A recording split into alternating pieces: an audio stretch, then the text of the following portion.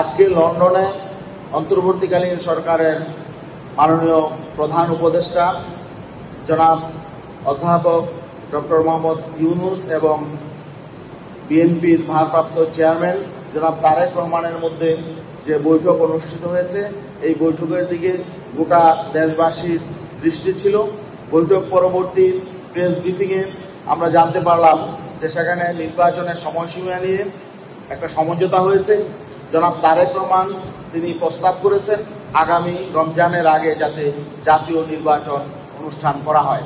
সে ব্যাপারে ডক্টর মোহাম্মদ ইউনূস তিনিও অত্যন্ত যৌক্তিকভাবে তার প্রস্তাবকে সম্মানের সাথে গ্রহণ করে বলেছেন যে হ্যাঁ, যদি সকল প্রস্তুতি সম্পন্ন করা যায় তাহলে আগামী রমজানের এক সপ্তাহ আগে জাতীয় নির্বাচন হতে পারে। আরেকটা বিষয় আমরা দেখলাম যে এই আলোচনায় সংস্কার এবং জুলাই সনদ নিয়ে আলোচনা হয়েছে। সংস্কারের ব্যাপারে আমির খসরু মাহমুদ চৌধুরী তিনি বলেছেন যে ঐকমত্যের ভিত্তিতে সংস্কার হবে এবং সেটা বিএনপি অবশ্যই মেনে নেবে, এবং জুলাই সনদও ঐকমত্যের ভিত্তিতে যদি জুলাই সনদ হয় সেটাও বিএনপি তাদের অবস্থান স্পষ্ট করেছে যে জুলাই সনদ অবশ্যই হবে।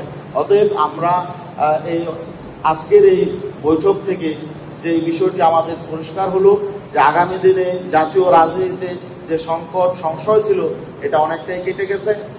আশা করা যায় যে এই দুই নেতার শীর্ষ ব্যক্তির বৈঠকের ফলে আমাদের আগামী যে জাতীয় নির্বাচন নিয়ে এখন আর কোনো সংকট নেই, এবং আগামী দিনে রাষ্ট্র গঠনে যে মৌলিক সংস্কারের যে বিষয়গুলো আমাদের সামনে এসেছে সেই ব্যাপারেও বিএনপি একমত হয়েছে, এবং জুলাই সনদ ঘোষণা হবে সে ব্যাপারেও একমত হয়েছে, এবং বিএনপি তাদের পূর্বের অবস্থান থেকে যে সরে এসে একটি যৌক্তিক সমাধানে পৌঁছেছে, এই জন্য আমরা তাদেরকে ধন্যবাদ জানাই, এবং আমরা প্রধান উপদেষ্টাকেও ধন্যবাদ জানাই যে তিনিও যৌক্তিক দাবির প্রতি সম্মান জানিয়েছেন, এবং আগামী জাতীয় নির্বাচন নিয়ে আর কোনো সংশয় সংকট থাকবে না।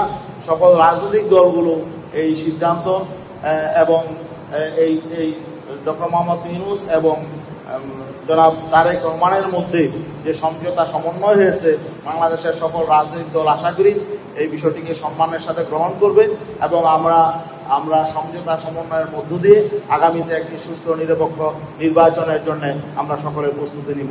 ধন্যবাদ সবাই।